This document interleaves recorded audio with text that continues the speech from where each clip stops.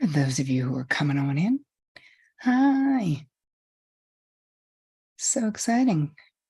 Hello. Hi, Jana. Hi, Christina R. There we go. All right, that happened. Okay. Let me make this big so you're all I can see. Hello. Hey, Ganel, or I don't know, is it Ganel? Hey, Leanne. Hey, everybody. Who did I miss in the beginning? Hello, Yulia. Hi, Heather. Hey, Louie. Hey, Myrna. Hey, Justina. Yay. All right, let's light a candle. We'll wait for people to come in. Tell me where you're coming in from, please. You know, I love to know. Missouri. Thanks, Alice.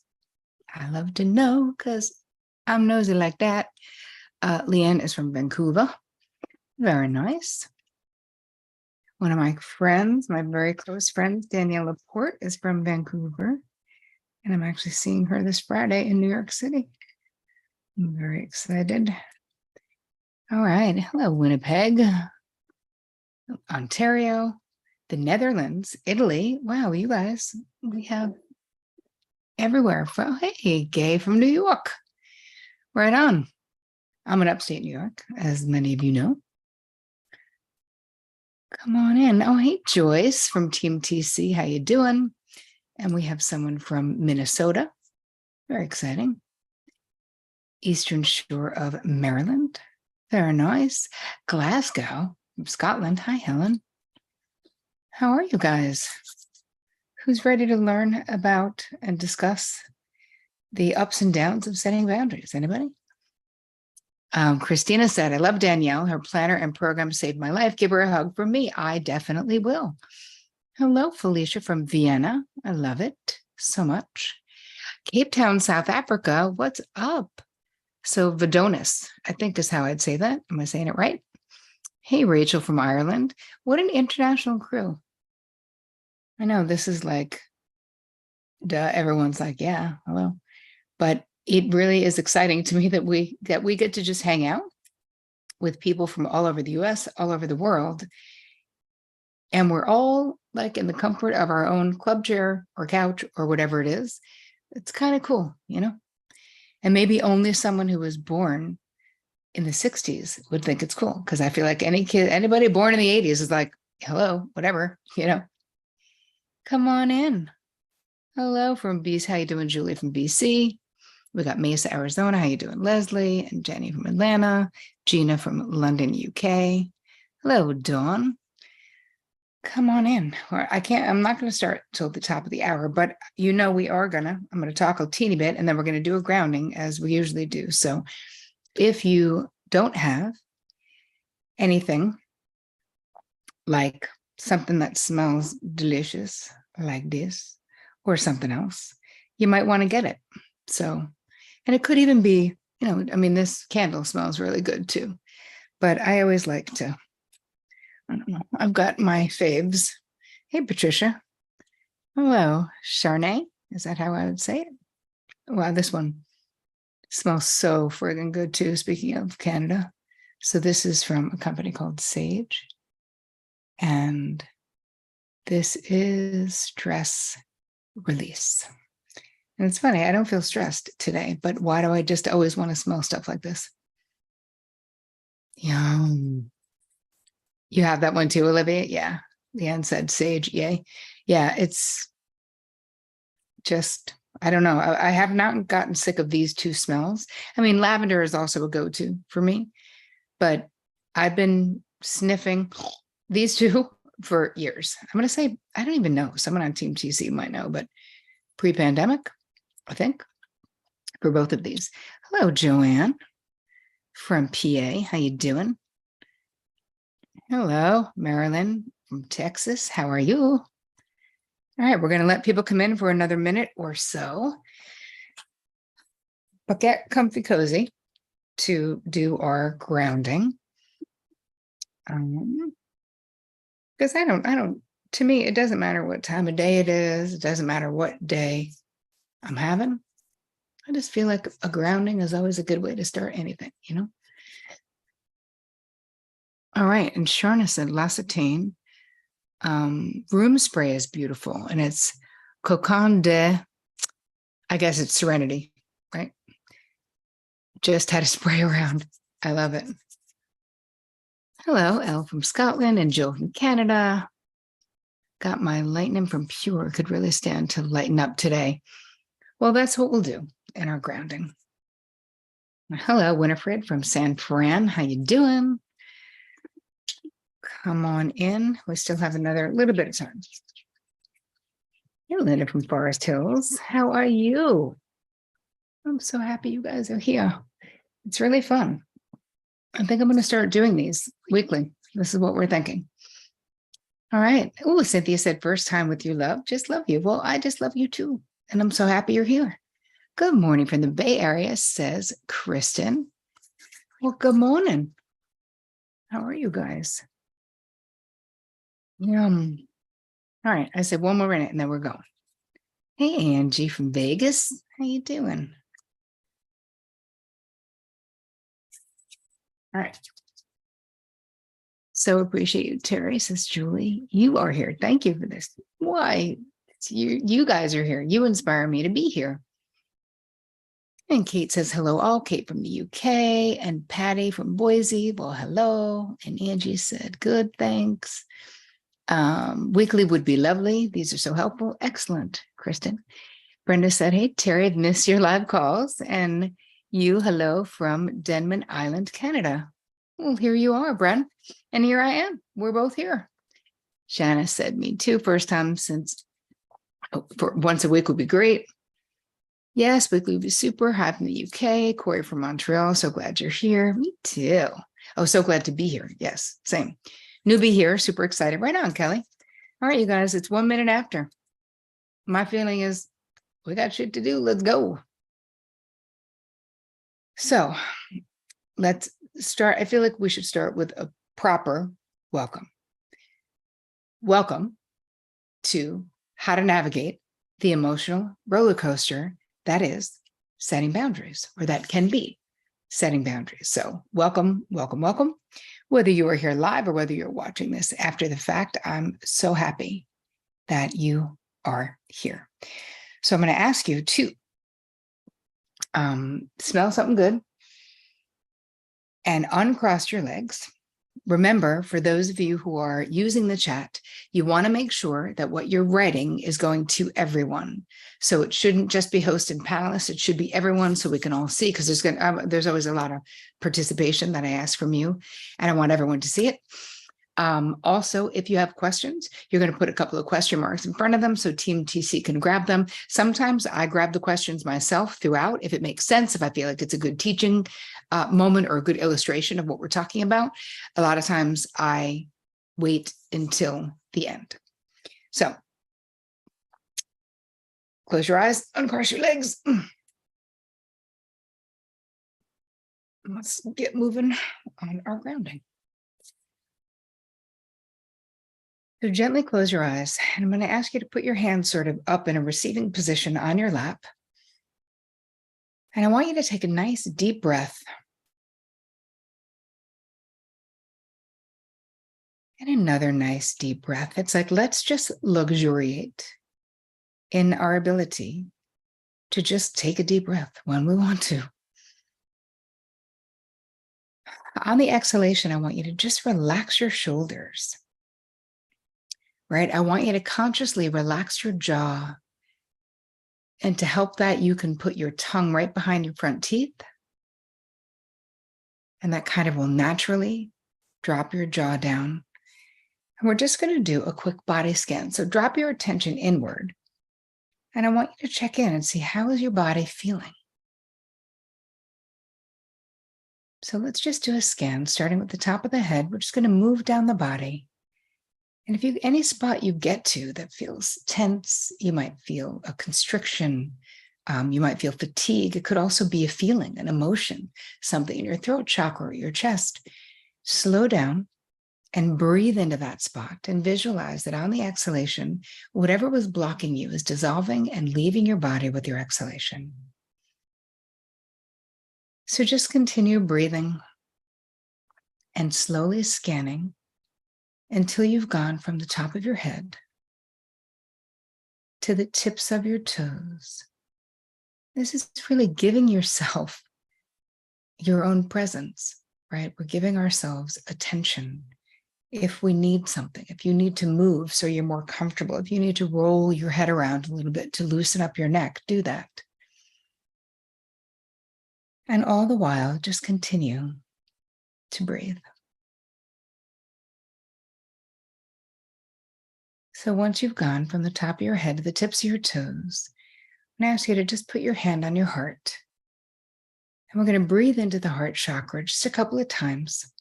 And I want you to visualize the same thing. If there's anything that's blocking your heart chakra or might have been hardened kind of around the heart chakra, imagine that your inhalation is dissolving that hardness or that block. And it's simply leaving your body with your exhalation. So let's do that again. Deep breath in and release. So this allows you to come to this call with an open heart. And now I'll ask you to bring your attention to your third eye, which is right between your eyebrow and a little bit up. And we're going to do the same thing. We're breathing into this space so that for anything that might be blocking your ability to see with clarity, your intuition, your inner knowing, anything that's blocking you will leave your body with your exhalation. So breathe in and exhale. And let's do that again. Breathe in and exhale. And this allows you to come to this call with an open mind, which is always a beginner's mind. And lastly, I'm going to ask you to set your intention for our time together. My intention maybe is boring because it always sort of sounds the same, but honestly, sincerely, it is always the same, which is that something happens in our time together today that helps you lessen your own suffering and inspires you to increase your own joy. And now if you've set your intention, let's take one collective deep breath together on the count of 3. And we're going to exhale audibly with a sigh. So a really big deep breath on 3. 1, 2, 3. Ah. All right. You can gently open your eyes, bring yourself back to your body and back to the room that you're in. I don't know who needed that, but I can tell you I needed that. I'm so happy you're there. You're here, right? Patricia said, I feel good. Me too. But I'm really honored that you guys are actually live with me and that you want to increase your boundary IQ, right? A lot of people say they really want to do it. They ask the questions, they want to know, how can I, have the ability to do this, to assert my boundaries? How can I improve my relationships, create more abundance and joy in my life? How do I do it? But you're here actually doing it, right? So you should, give yourself credit. And for those of you who are watching this after the fact, because maybe you were busy, maybe you're working, maybe it's a time zone thing, good for you for carving out the time to actually watch the recording. So how the training is going to go, I'm going to be teaching for about 35 to 40 minutes. Then I'm going to be taking the questions. So if you have a question, as I said, make sure you're talking to everyone, not just panelists. Your drop-down menu has to be to everyone so that we can all see it, and put a couple of question marks in front of it and Team TC. We'll grab it. That's how we kind of keep it organized. And I'll also be sharing some exciting news, never before revealed, except going to be revealed right here, right now, about Boundary Bootcamp.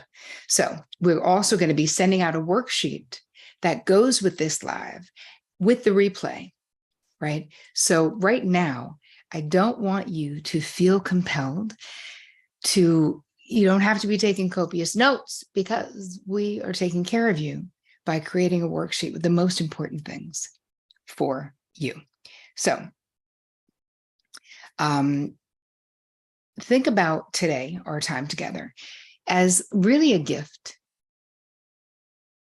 that you're giving yourself. And even if you've taken courses with me, and even if you feel like you have some boundary acumen, which is amazing if you do, you still might learn a thing or two, right? I mean, I've been doing this for 25 years and helped thousands of human beings get empowered in all areas of their life. And boundaries happens to be one that when we can master that, it seems to just have this massively powerful ripple effect in all the other areas of our life. So let's start by, there's always participation. Make sure you're talking to everyone, not just panelists, please. Yes, because I see some people are still talking to panelists, but everyone, I want everyone. Thank you. I want you to really dial in, right? I'm going to ask you some powerful questions and I want to see what happens for you. Like what emotions come up for you when you think about communicating a preference or setting a limit with someone, saying no. Does this bring up feelings of anxiety or fear, anger, frustration? All right, Christina said fear. Fear, said Jenny. Fear and anxiety. Yes, fear of rejection. Yeah, Winifred, that's so common. Frustration, anxiety, fear, being judged. Yeah. Yep, like I'm doing something wrong. Heart racing. Yeah. Sweating, guilt, anxiety. Yes. But you guys, hopefully you're watching the chat because you're in the right place. We're all in this together. So, oh, Corey said I shut down. That's another one, right? Where you might feel really threatened. So the fight, flight, freeze, right? And then there's also fawn, but you may freeze and you just can't do it. Esther said, afraid to offend, feel like I have to justify. I hold my breath. I'm always tempted to backtrack. Oh, so true. Right, Jalen, it's so true. You want to be like, well, I didn't really, okay, it doesn't have to be, and that's also such a drag where when you do that, you're like, later, you're like, why didn't I just stick to it? So we're going to talk about that today too. I have some ideas for you about how to stick to it. All right. So over explaining, anxiety, fear. I often freeze in the moment. You guys are so not alone. Freeze, avoid, fawn. Yeah, very common. All right. Second question. When you know you need to set a boundary with someone, would you rather avoid it at all costs and just sort of like hide your head in the sand while silently resenting them? Does anyone opt for that? You could just say me. Yeah. If you like think about it and then you're like, forget it. Like, I'll just avoid it. I don't want to deal with. Yes, we have so many people. Oh, someone said not anymore. I hope that's because of a book or a course that you took with me. I postpone, resent, then explode over little things, said Esther. Oh my God, that's so well put. Right? Because that's what we do. We can't say the thing that's really bothering us, the thing that is threatening. It's too threatening.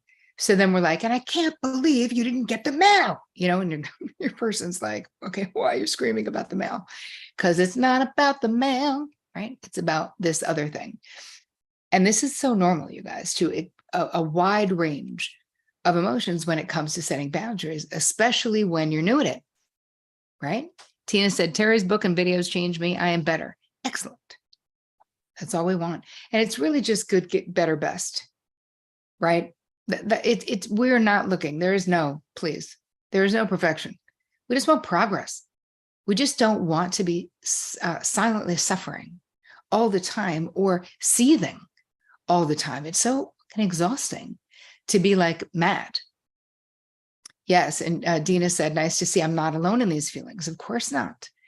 Oh, you guys, there is such a need for us to learn, right? But we get better having all of these feelings, right? Feeling your feelings is always okay, as long as they don't get in the way of you doing what it is that you need to do, yeah. And if there's a part of you, and many of you have said it already, that those emotions, that fear is sort of getting in the way actually of you doing it, then you're in the right place today. This training is perfect. So what we're really talking about is what can you expect once you start to flex your boundary setting muscle, right? Or as you continue setting boundaries, giving you a process where you can walk yourself through to better regulate your emotions so that they don't get the better of you, right? In what I'm going to be teaching you today as a process. Talking true, being seen, changing old behavioral patterns. This can be a lot, right? And it can feel exhausting. It can feel hopeful. It can be scary. All of those things, all at the same time. So one day, right, you might be pissed that you waited this long to do this, and you want to go off on somebody, as someone just said, like it's all this displaced aggression, and then you might feel like you freeze, and you can't say anything, right? You get tongue-tied. You might be anxious. All of those things, right? It's normal, and it's something that guidance is what you need. You just need a good coach. You just need someone to go, where do I start? So this is what we're doing right now. Let's start with the first thing I'm teaching you today is I want you to understand where you might be making assumptions in your life.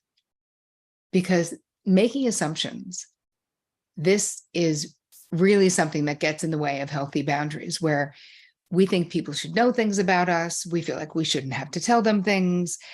We assume other people are like us. So let's move into this. This is a common relationship pitfall, is especially even with people that we're close to, right? Leaving things unspoken, right? It sets us up to be frustrated, disappointed, when people don't meet our expectations. But the problem is they're silent expectations. So the reality is we can't leave them unexpressed. It's just difficult sometimes to ask for what you need or for what you want. But this is part of being a boundary boss. It's part of being healthy, is being able to assert that. It's funny, a great example of this is, Dr. Becky on social media. If you don't, you should follow her. She's so amazing. Somebody drop her handle, please. She did a post on Mother's Day, and she was like, I have an amazing idea on this Mother's Day. How about you tell the people in your life what you want for Mother's Day? Like, how do you want to spend it? Instead of making them guess and them getting it wrong and you feeling underappreciated, right? And I feel like it's just so true. How much of the time are you just disappointed and feel like, rather than just being like, you know what, I just want to go out to brunch. That's really what I want. I don't want any gifts, or being specific about what it is that you do want.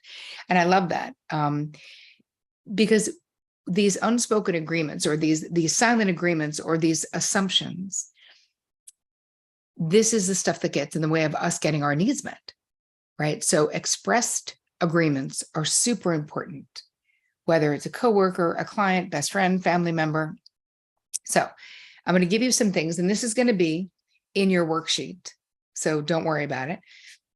But I just want you to start to, right, we're getting an image, right? We're creating a more black and white image in your mind of how you're dealing right now. So when you really want someone to do something for you, do you ever think that they should intuit it, right? Or just know because to you it's obvious? Is anybody do that? Yep. Yep. Okay. So we got a lot of yeses. Do you assume the other person has the same values, morals, or integrity as you without having a conversation to find out, right? It's called positive projection, where we just assume that people are like us. Well, of course, nobody would do that. That's a terrible thing to do. Who would do that?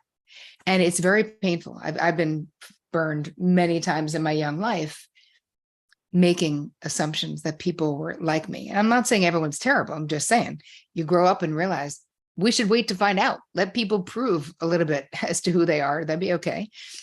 Do you assume that if you make a big fuss, let's just say over somebody's birthday, that when yours rolls around, they'll do the same thing? Anybody? It's funny. Some yes, some no. Yes. People in Darla said hopeful. Right. And the last question on this is about assumptions, is do you ever think I shouldn't have to tell them that, or he should know that by now, or she should know that by now, or if she was a decent person, she would know that. Anybody? Yeah. And when we think about it, what are we really doing? We're in a way, we're letting ourselves off the hook, right? Like if I say, oh, I'm not going to say anything because I shouldn't have to. Do you know what I mean? What am I really doing is saying, I don't want to say anything. So it's letting me off the hook, even though what it's also doing is leaving my need unmet. So it's actually just a short-term, like it's not a long-term strategy that will create satisfaction, which is what we want. So I want you to take a moment right now to think about, who does this happen with in your life? Who do you make these assumptions about? Is it a sibling? Is it a partner? Who do you feel disappointed by? Family and friends, parents, children, yep, mother-in-law. Like we all know, right? Family, relatives, boyfriend, my husband, yep, my husband's family, mom, husband. Make sure you're talking to everyone, you guys. A lot of people are still doing host and panelists. But yes, my boss, said Franco.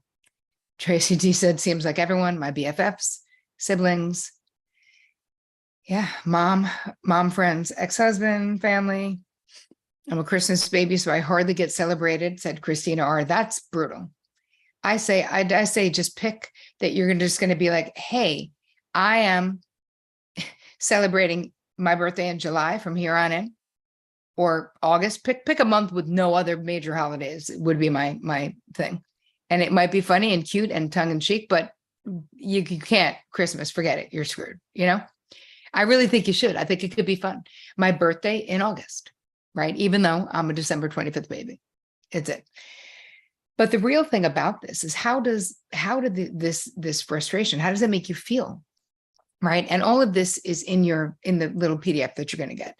So I just want to bring it to your mind. It's so important for you to actually do the PDF, right? This is what we're giving to you after this, right? Take a moment, right? I feel defeated. I feel weak. I feel unseen. Exactly. It hurts your feelings. I feel unimportant if it happens. I feel marginalized. Yeah, unresolved, unloved, invisible, unheard. Yeah, unseen, unworthy of attention, unappreciated and unloved, painful, left out. Yeah, Jill, that's a good one. Unappreciated, unheard, that I don't matter, alone. Yeah, and then someone telling you that you're too sensitive. You're like, ugh, already with that, right, Linda? You're like, enough. Disrespected, unloved, that you don't matter, dismissed, ghosted, all of the above. Yeah, I feel unloved, unappreciated, and left feeling guilty for these thoughts. Exactly, Emily. You're like, why do I feel bad when I didn't even do anything? Yeah, I hate the too sensitive thing. Grow up, get over it. No, I will not be. I will not be taking that advice of growing up and getting over it, but thanks. All right, so that's one area where we can get better. Second area, let's look at what are the feelings that are getting in the way of actually doing it, right? Think about how you feel when you have to set a boundary with someone, right? Sit with that feeling that we talked about, anxious, nervous, frozen, all of it. We have to begin to normalize the feeling, right? It's almost like exposure therapy when people have phobias sometimes. That's what this reminds me of, where instead of sort of running away from that anxiety that comes up from having to have the conversation, it's really thinking about the fact that you've lived through 100% of all the rough conversations you've had, but normalizing. One really important aspect of today's training is I want you to think about normalizing that feeling and being like, okay, I'm going to be okay, right? When we're learning new skills, it's normal. When it comes to boundary setting, right? Having fear of rejection, as you said, falling out of favor with others, being seen as selfish, self-absorbed. If you're an empath or a people pleaser or have codependent attachments, it could be even more challenging. I mean, where are my empaths at? Anybody? Me, me, me, me, me, me, me, and highly sensitive person. I'm an HSP and an empath and a recovering high functioning codependent HFC. So, wow, all the things, right? So you might be a natural peacekeeper. Yes, all of the above, right? Or conflict avoidant. And you might be worried about how people are going to react. So throughout this process, as you start to draw better boundaries, I want you to pay attention to your feelings. Because another thing is, many of us grew up in homes with forbidden feelings, right? So I don't know if you did. I definitely did, personally. So in my house, the feeling that was forbidden was anger. Did anyone else have any forbidden feelings in their family of origin that you weren't allowed to feel? No feelings allowed. Wow. Yep. Oh yeah, my mother had the monopoly on feelings, someone said. Not allowed to feel anger, sadness. Yeah. Yeah. Yep. No feelings allowed, a lot of people are saying. A lot of people, anger was one of the forbidden. So what happens is we learn in childhood to go, oh, that having that emotion is going to bring something bad for me. So what happens is we turn it into something else. Since I knew I couldn't be angry because that wasn't going to be cool, I would turn it in. It would be depression. It would be sadness. It would be crying. Yeah, Linda said her parents would say, stop crying or I'll give you something to cry about. Has that ever worked? That's like someone saying to you when you're upset, calm down. You're like, shut the fuck up. Like, do not tell me to calm down. That doesn't work. That doesn't make you not cry. That makes you cry harder, right? Don't be afraid. Also, Esther, like the dumbest thing in the world. You're like, hello? As if you telling me not to be afraid makes me not afraid. It does not. So what happens though? Why is this confusing? And how does it impact boundaries is what we want to know about. If you cannot properly identify your feelings, you don't even know how you feel. So when you're communicating to someone, if I was talking to a boyfriend and crying, but I was really pissed, even if that boyfriend cared and was like, okay, like, what can I do? Blah, blah, blah. It wasn't satisfying because I wasn't sad. I was really mad. So it's important to be able to identify. And it took years of therapy for me to connect those dots and to learn to honor my anger, because the more you're not honoring it, the more confusing it is to set boundaries, right? So we're giving you, and in the guide, there's going to be a bunch of clarifying questions for you guys to answer about where your, like what your real feelings are when you're going to set boundaries. And really just know that all of your feelings are valid, right? It's just learning how to manage them so they don't manage you. Because this is what happens. If we don't manage them, they do manage us, right? When you learn to name the feeling, yes, a feeling wheel is great. There's a list of feelings. Once you start getting into the nuances of your feelings, it's so much more satisfying, because when we're not good at it, it's all broad strokes. It's all like, I'm angry, I'm upset, but it's not specific, Christine has a great question. Does setting boundaries eventually start to feel comfortable, or is it just getting used to that super uncomfortable feeling? I have to say, in my own experience, it gets way better, like so much better. And even in a really brutal like situation now, if I have to have a conversation that's like, it's never as bad as it was in the beginning. So just know that the real discomfort, you're like, oh, that really does fade, because what ends up happening is the more you experience what's on the other side of setting boundaries, the more motivated you are to set them, because you feel good and people respect you and your relationships are changing and people get to know you better. So part of why it's difficult to inspire people to want to do it is because we know what we're giving up, right? and we're afraid of doing this thing, but we haven't yet, a lot of times, gotten to the other side of all the satisfaction that will be coming your way and what it feels like, how good it feels to be understood and known, right? It's just, it's a whole different thing, you know? Esther said, Jana, my therapist says, when people push against your boundaries, that's your sign it was needed and good. Yeah, I think that's pretty accurate. Yeah, right. I think that's pretty accurate. And the thing is, the real thing that you learn in this process is you're not fragile. Like, you're not.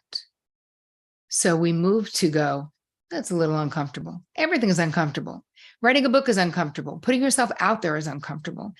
Anything worthwhile, at least in the beginning, is uncomfortable. So it's like, okay, you know, yes, exactly. It was good. And I was proud of myself. That's the thing. That's the thing, is that we feel so good on the other side of it, you know? Okay. So third thing we're covering here is, how do we interrupt sort of a disordered or dysfunctional, like, thought, feeling, boundary, behavioral cycle, right? So there is a cycle, you know, that can be sort of running on autopilot that you might not be aware of how thoughts create feelings, and then those feelings inform our boundary behavior. So it goes like this. You may have a thought like, okay, I need to have a conversation and set a limit with Bob. The thought gives you a feeling of, ugh, like, I don't want to do that. And that feeling can drive you to avoid, so you don't end up having the conversation with Bob. Rinse and repeat. So does that sound familiar? Yep. Right. Yes. Exactly. All the people. All the people. So obviously all of you here, and I don't know if those who are seeing this after the fact can see how many people are responding in the chat, but we just all are having such a similar experience, and you are so not alone. Dina said, I'm in happy tears right now. I had no idea so many other people are in the same situation as I am. And this is the resource community I've been needing to break free from this matrix. Yeah, Dina, that's what I'm talking about. And you can. That's the whole thing. Right. And it doesn't matter, especially in the beginning. Cynthia said, and I've been gaslit. Then they just don't have the ability to change. But here's the thing. It takes time. But once you start really getting some skills under your belt, it's so much easier to do it. And we're going to create some kind of a pattern interruption. So instead of that cycle that I just described, now it's going to be, you have a thought. I need to have a boundary conversation with Bob and set a limit. Now you dial into the way that you feel. Be aware and mindful of how your fear mind, right, is trying to trick you into not having that conversation. We sit with our feelings. We honor the feelings. We name the feelings, right? We're like, okay, this is just fear. And then before we do anything, we self-soothe. Take a few deep breaths, use an inner monologue to give yourself a boundary boss pep talk, right? Tell yourself things like, it's totally normal to feel this way. And I can do this, right? I can use the scripts and the sentence starters from Terri. Don't worry, they'll be in your little PDF. I got this. My relationship will be better for it. I have the right to be seen and heard. The self-soothing is so important, where we're not running away from the fear. We're like, hey, it makes sense. I understand you, right? Linda said the scripts have been so helpful to me, which is amazing. Patricia said, sit with, honor, and name my feelings. Yes, yes, yes, yes.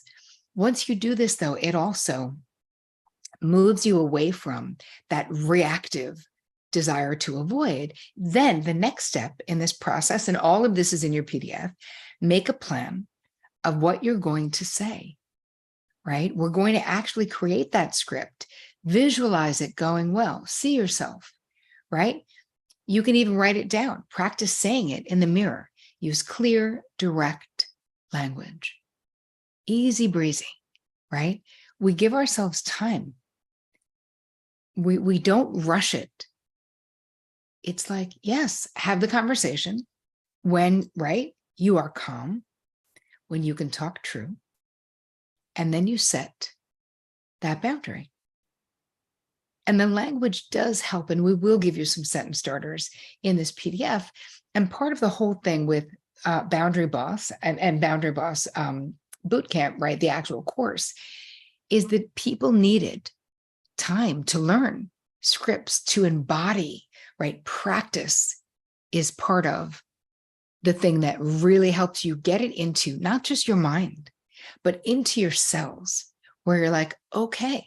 So another thing that I teach in Boundary Bootcamp is the 48-hour rule. So I'm going to share it with you here. It's also in your PDF. And the 48-hour rule is basically, you're going to want to take it back when you first start setting boundaries. You're going to really want to take it back, but I don't want you to, right? So you're going to have a 48-hour rule that says, if in 48 hours, I still want to take it back, I'm going to let myself, but I'm not doing anything for 48 hours. And I guarantee you, you're not going to want to take it back. But it's almost like a way that we can soothe our anxiety, where we go, okay, but if I do want to in 48 hours, I'm going to give myself permission to take it back. But I can tell you from teaching this course for many, many days, for many, many years, people don't want to take it back. So all of this is going to be in your PDF. I'm going to move into, I want to tell you the exciting news about Boundary Bootcamp, and I want to move into your questions now. Gina said, so you're saying, don't have the conversation for 48 hours, or have it and then go back to the person and change it. Here's the thing. I say, when you're ready and you're clean and clear, you have the conversation, but then you don't give yourself permission to take it back, right, for 48 hours. And then you won't want to, because what I've seen so regularly, that I put it in the book and I put it in the course, is people setting boundaries and then wanting to back it up, wanting to take it back, right? Was being scared of, like, so that's what I'm saying, Gina. Yeah, okay, you got it. So let's talk a little bit quickly about the new Boundary Bootcamp. I'm super excited, you guys. You've been asking me for years to have it be an ongoing enrollment, so that, because I was launching it for many years, I launched it once a year, and now it's an ongoing enrollment. So it's sort of an on-demand thing, but we're still going to have live Q&A, so it's great. Before, it was just an 8-week intensive, and it was intense. It is dense and it's amazing. But now we're doing it over a longer period of time, so that you have more time to go through the modules, because healing is not linear, right? You get more integration time and more self-care time. So it's really pacing at your own pace. It used to be before 1 call a month, and now you get 2 calls per module, right? Because we're doing the course over months rather than doing it just over 2 months. You get 1 boundary accountability call with Coach Sarah, who I trained, and then you get 1 Q&A coaching call with me as the group. And again, I was running it 1 to 2 times a year, and people just had to wait for it to come around. Not cool. People are like, I just found out about you. I cannot believe I have to wait. I don't want to. So what it means is you can enroll right now at this very moment if you want to. So, and I would love it if you did. So someone on Team TC will put the link in there for you. Right on. I love the course, said Debbie. It changed my life. It took me longer to complete. But Debbie, you were not alone. And we took all your feedback. As you guys know, I do surveys after every single thing that you ever take with me. I give anonymous surveys so that people can be really honest about what was amazing and maybe what could have been better. That's how, and so every year I upgrade all of my courses based on your feedback, because why wouldn't I make it better? And people really said, I need more time. It's intense, which is why I always give lifetime members, lifetime access. Linda said, I still read my notes from Boundary Bootcamp. It's still so important. No, I'm super proud of this course. And for those of you who this is new to you, I mean, if you really want to do it, I promise you, this course is like no other. I'm so proud of it. I've changed it every year for almost 8 years, upgrading it every single year based on your feedback. But this is the first time that we're actually doing it where it's rolling enrollment. So that means if you're ready now, you don't have to wait, which is amazing. So it's just terricole.com/BB 2023. And it tells you everything that you've got going on. But part of what happens in that course is you going into the basement of your mind. And you really need a guide, right? To have long-term boundary success, we need to know what is the unconscious crap that is driving your behavior. So I'm not your guru, but I am an excellent GPS to get you to the information in your basement, your unconscious mind that you need, right? Maiko said, doing Boundary Bootcamp made me understand that communicating my boundaries was about loving myself and also others. That perspective shift got me on the path. BB is a powerful program. Why, thank you, my friend. Yes, it's so true because it feels selfish, right? We feel like we're selfish because we want to be better. But the bottom line is it helps your relationships so very much. Penny said, the more I learn and implement boundaries, the more questions I have. It's a lifelong learning experience and process. Yes, which is why doing it this way, meaning rolling enrollment, means that every month I'm doing a Q&A. So every month you guys can be experiencing this if you go back in and take it, because we do it over so many months. So anyway, it's something that I just wanted to let you know that we're doing it, and I'm still going to take your questions and do whatever. I'm so excited that we're finally doing it. So if it's interesting to you, go to terricole.com/BB 2023. And in the meantime, Debbie said, my shift was when Terri said setting boundaries was letting others see you and love you. Yeah, Deb, it's true. Sharna said, thank you, Terri. You're welcome. But when you think about it, that is something that's like super important.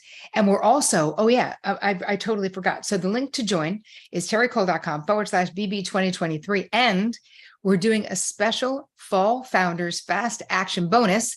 So I'll give the first 10 people $100 off. Just use the coupon. You're in my way. Pumpkin spice. So pumpkin spice, that's the coupon. And this is for new students only. I'm sorry to my alumni, because I'm giving you it at a fully reduced price. I think alumni is $197. So, and you guys know, so this is for new students. If you want to do it, there's a $100 discount fast action bonus for the first 10 people. Pumpkin spice is what you put in to get the coupon. Right. All right. Karen said, I wonder if you could comment on how boundary work changes when the person you're trying to set boundaries with has ADHD. It changes everything because they are sometimes incapable of even remembering boundaries, let alone respecting them in a moment. It's often not really a choice on their part, but those of us who love someone with ADHD would love to be able to learn some ways to address it. Well, it's Katrin. I'm sorry, I said Karen, that's not it. What I would say is, first of all, is the person for ADHD being treated? Right? Is there work on their part to curb their own symptoms? Because there's a lot of things that can be done with ADHD, and I would want to make sure that they were working on it, because being with someone with ADHD that's untreated can be incredibly frustrating and exhausting. So that's my first question, is are they being treated? And I think that you can take your time, right? That you can take your time with them. You can write things down. You can say to them, let's work together, right? It's not you against me. It's you and me against the challenges that your ADHD brings into our relationship. So do we write a list of things? Do we, the same way that I always instruct families to have like rules of engagement in the kitchen, we have 10 written down, right? So everyone knows what it is. So like that would be my thought, Katrin, where it's like, working together, getting someone to work, getting them to work with you on it, so that you're acknowledging that this is a problem. The course is right now, Jana, meaning sign up today, get access today, baby. Right now, terricole.com/BB 2023. Brenda said, I agree, Terri. I'm currently being treated for adult ADHD, and it makes a huge difference in all relationships, work, life, versus, being treated, not being treated. Absolutely, without a doubt. Hold on. Patty said, what do you tell someone who thinks your boundary is over the top for them and they're angry? Well, here's the thing. Your boundary, if it's actually on your side of the street, meaning you have every right to draw it for you, I don't get how it's affected. Like, what is their beef with it? You know what I mean? Maybe it's inconveniencing them, but you have every right to have your boundary. And the bottom line is they may not acquiesce to it. And if they don't, then you have to decide what you'll do if they don't, right? If it's a deal breaker for you. Yep. All right. Hold on. Xiomi, I think is how you say that. Hey, Terri, I received your book recently for my birthday from my son. A friend of mine also bought it for me, but since I already received a copy, she kept it and we're going through it together. Apart from going through it on our own, it's very confronting, but explains how I've been going about things and the cause of it. I grew up with a family who was who weren't emotionally intelligent. They grew up during World War II, and to me, it seems that concept wasn't really something they knew or were occupied with. My mother got sick when I was 11 and died 3 years later. This is how I developed into an HFC, which is a high-functioning codependent. You guys who know my work know that. That's the book I'm writing right now, which comes out fall of 24. Subsequently, this and the lack of knowing even about boundaries and how to set them and keep them, I would say, contaminated most of my relationships, including the one with my husband and kids. My question is, how do I forgive myself for the wrong I caused them by being that spouse and mom? I mean, listen, here's the thing. The Maya Angelou quote, right? When we know better, we do better. That's all we can do, right? You don't have a time machine. You can be sorry. You cannot make excuses. Someone's trying to use the link and getting an oops message. So can someone put a new link in there? That would be great. Right? All of us probably have regrets. I certainly do. If you've ever raised kids, you have regrets because we get better, we get healthier, right? And then what happens? Then we go, wow, why was I doing it that way? Why was I being like that? Why was that what I did? And, we don't have any good, we may not have any good answers, And so all you can do is apologize, see if they're willing to have a conversation about it. Yeah. Anyway, Trace, there's something up with the link. So my feeling is, unless there's another link, people are trying to get there, but they can't. Because I just went to it and it says not available.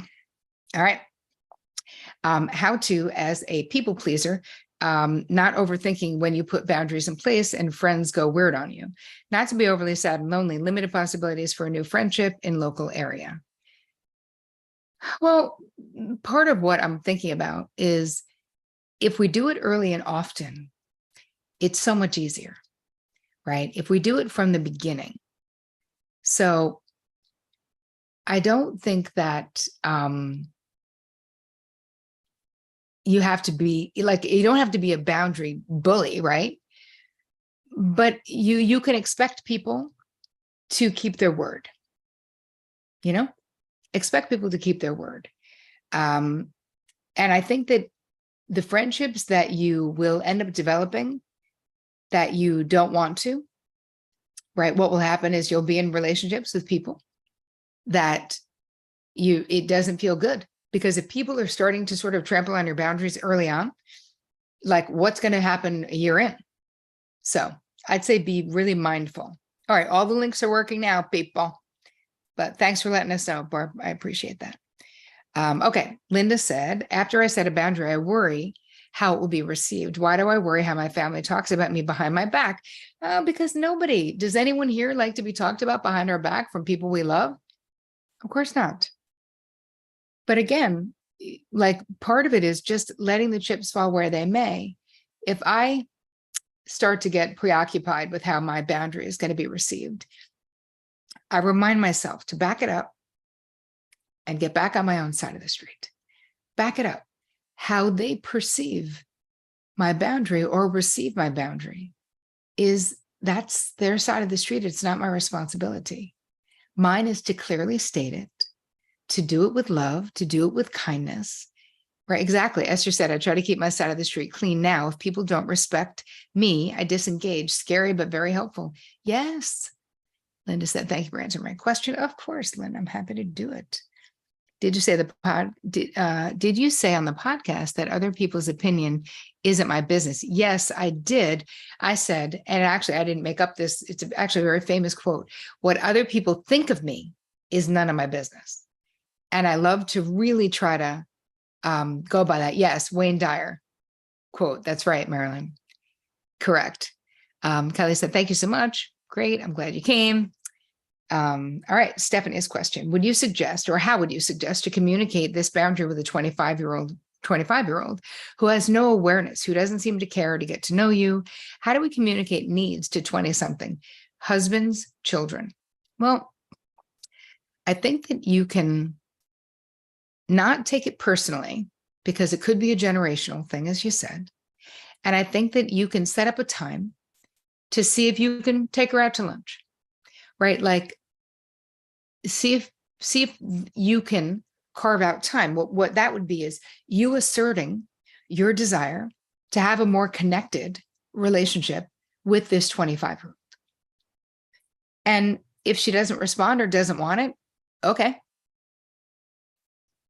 Right? Like, but you doing it and doing it in a loving way. Like, it would be nice. I was thinking that maybe we could, oh, welcome, Sharma. Welcome, Lisa, to Boundary Boot Camp. I can't wait to hang out with you. It's going to be amazing. All the links are fixed now for you guys who are interested in, now that it's on demand, we could do it right now. You'll get your stuff today. So terricole.com/BB 2023. All right. Angie said, what if you have asked for or stated the need to the same person several times and they still don't do what you asked? Angie, in the course, I teach you how to add consequences to boundaries. What happens is we need to, if someone is a repeat offender, and again, I teach this to you in the book, I teach to you in the course, where we have boundary first timers, which are people we've never really effectively said the thing to, and then repeat offenders. And they're the folks that you have said the thing to, and they might agree to the thing, and then they trample on your boundary, and then they don't do the thing. Right? So I think that's what you're talking about, Angie. So if that is the case, what I want to say to you is that we need to have a consequence. So we figure out, like, what is a consequence commensurate, let's say, to the boundary crime, so to speak. That's it. So it's sort of like, if you're not going to let me know that you're going to be late, I'm going to eat dinner without you. That's always an example that I give, or whatever. So if you tell me more about the situation, I can help you come up with an appropriate consequence. All right.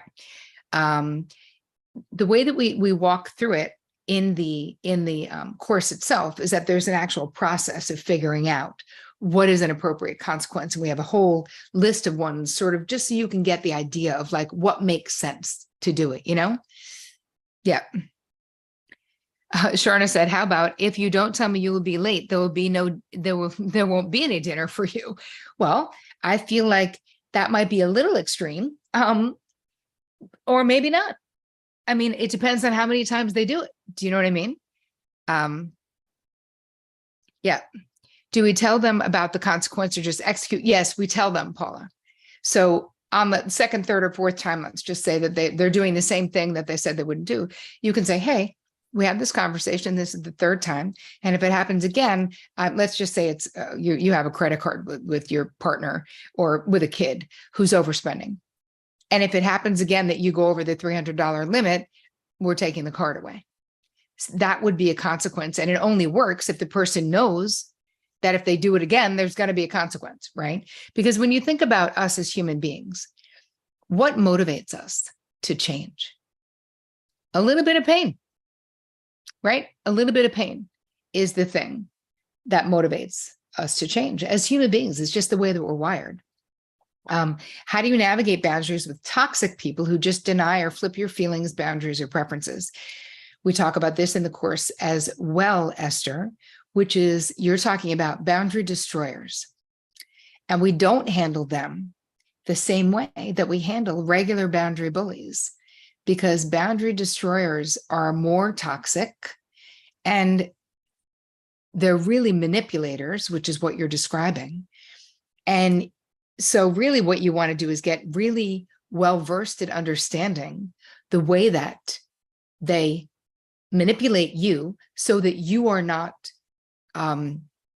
vulnerable to that manipulation, right? So with those types, they're using love bombing, they're using gaslighting. There's all of these different manipulation techniques. They flip the script, as you said, right? They literally will flip the script on you. So a lot of times, if it's someone who's really toxic and you go to them, you're mad at them about something or they did something, somehow you walk away from that conversation like begging for forgiveness. And you're like, wait, hello?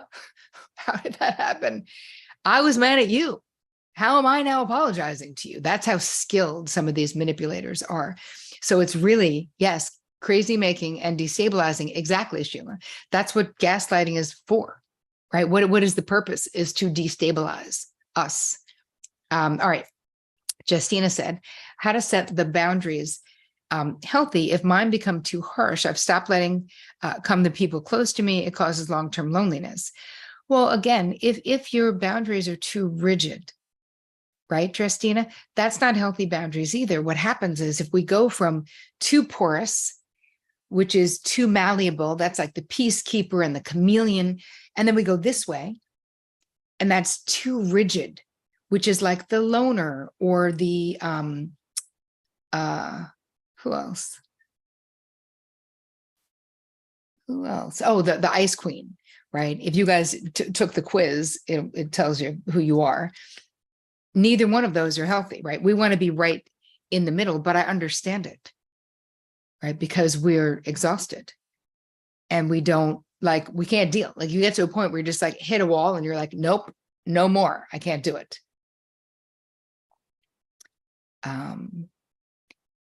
Yes, someone said, can you drop the link again to sign up? Sure. It's just terricole.com/VB2023. You guys, I'm super excited about this access that you're going to have to me and access that I'm going to have to you and how much your life changes. And I'm going to continue teaching these free workshops because for some of you, that's what it's about. And that's okay. Leslie said, tell them what you will do, then try really hard not to do all the things. Yes, because what happens, Leslie, is we go back. We go back on our word, right? We say we're not going to do it. And then we do it, or we're mad and they go, okay, I won't do that. And then we go, whatever, it's not a big deal. How many times have we talked ourselves out of a boundary that we set, right? So me all the time, said Dina, yes, too many. Yeah. I mean, it's so easy to do it. And yet we don't want to, because what we're doing is we're training people to treat us the way that they treat us. And then we don't like it. And then we're mad, right? Toxic people are really scary, Okay. Is it possible to set boundaries with someone who has tons of narcissistic tendencies? Angie, let's be honest. Either if they are a certifiable narcissist, then you really want to treat them as a boundary destroyer, right? It's hard. It doesn't mean you can't set boundaries. It's just that you have to be so much more clever than them. And they're very clever, generally speaking. So, if you're talking about someone who just is self-centered, perhaps, that's a different vibe, right? Some people really are clueless.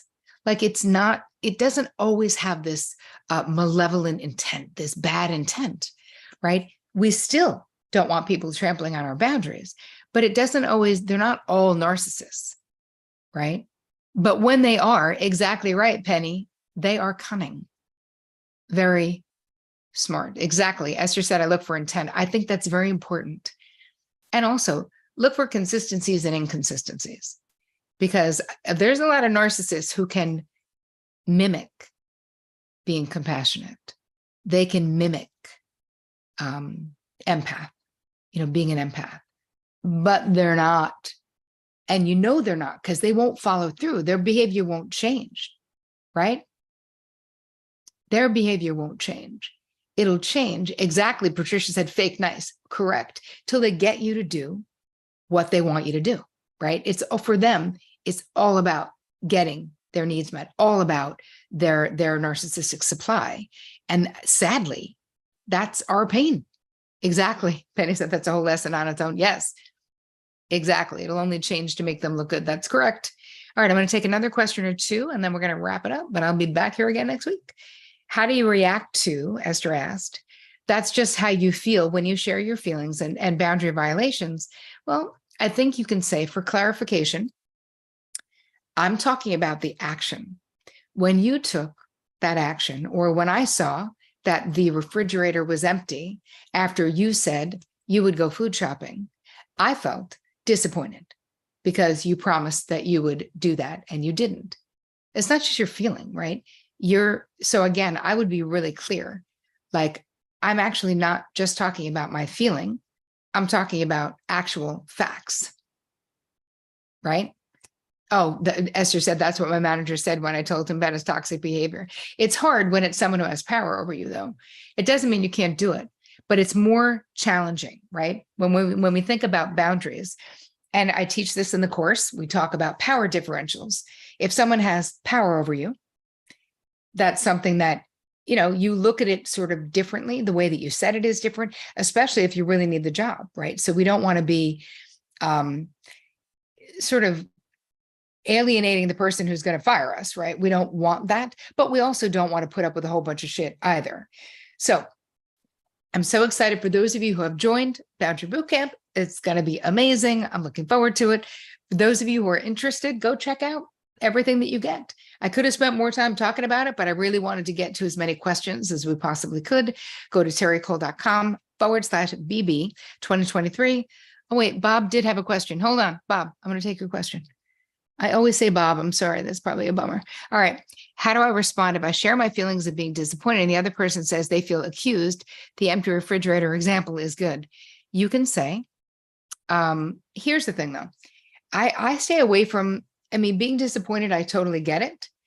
But we really want to make the connection between as factually as possible.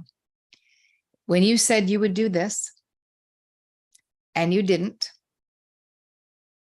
I was upset. So can we talk about you keeping your word, or letting me know you're not going to do it because I was out and I would have done it? And if that person then says, I now feel accused, you can say, you feel accused of what? You said you would food shop. You didn't. I'm just trying to problem solve of how we're going to get food. You know what I mean? Like, I feel accused. What do you mean? Of the thing you actually did? No, that's not accusing. That's pointing out something. And you're trying to problem solve, Bob, right? Yes. Thank you for this, Adina, Terry, and everyone for the support. Yep. What happens when the person literally is makes about them, turns it around? We just have to stay on our side of the street, Ange, when someone turns it around, and say, hey, I'm happy to talk about how you're feeling when I'm done sharing with you. So can we just stay here now? I'm all ears for you when I'm done. You know what I mean? So Linda said, amazing learning. Great. I'm so glad you came. It was lovely listening to you, Terry, and witnessing you all. Thanks, Maria. Thanks for being here. Thank you. Thank you. Thank you. I'm feeling more validated already, said Patty. Imagine how validated you feel if you take the course. terricole.com/BB 2023. And I will see you guys. I don't know. I have to look at the calendar, but we're planning to do free workshops weekly or every other week because we want to, and you guys say that you want it. So if you want it, keep your eyes open for it. Thank you. Thank you. Thank you for being here. Thank you for those of you watching this after the fact. And I hope to see you on the inside. And if not, I'll see you on the next free workshop. As always, you guys, take care of you.